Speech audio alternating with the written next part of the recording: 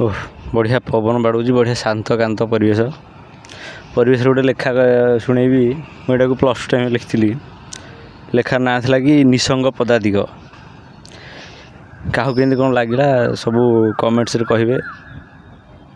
जन्म हो जीवन आरंभ और मृत्यु हो जीवन लक्ष्य।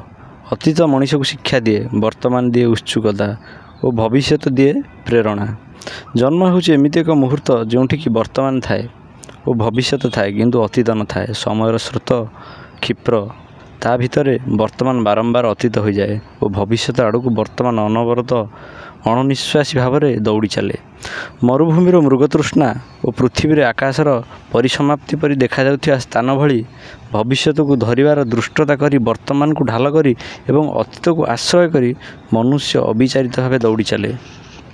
मनुष्यर जीवन शुष्क मरुभूमि सदृश। सेठारे सबकिछि होछि बाली रे तैयारी अट्टालिका जोंथिपाई मनुष्यर प्रगाढ़ आकर्षण। सेही मनीष निजर जीवनर पथरे पदचारण करुथिया बेले अनेक बंधु साथी तार संस्पर्श आसती। समयर कराळतारे समस्ते पुणी छाड़ी चली जाती।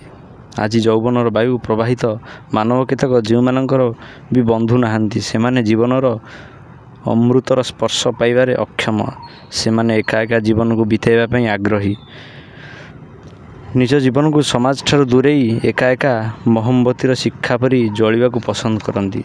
जीवनर उद्दुत मरुभूमि रे चलिला बेले पाद क्लांत भरा हो जाए और आखिर दीप्ति लिभि जाए। एका एका चली चली शेष में क्लांत भरा देह को केउठी ढाली थका मेटाए मनीष। तथापि न थाए शेष, देखा जाए आग को असरंती पथ। एमिति दौड़ी दौड़ी से पथ को शेष न करी मनीष हुए कालर आयत। सतरे जीवनटा गोटे संगीत हेले अनुभव तार स्वर सेमिति काटिदे।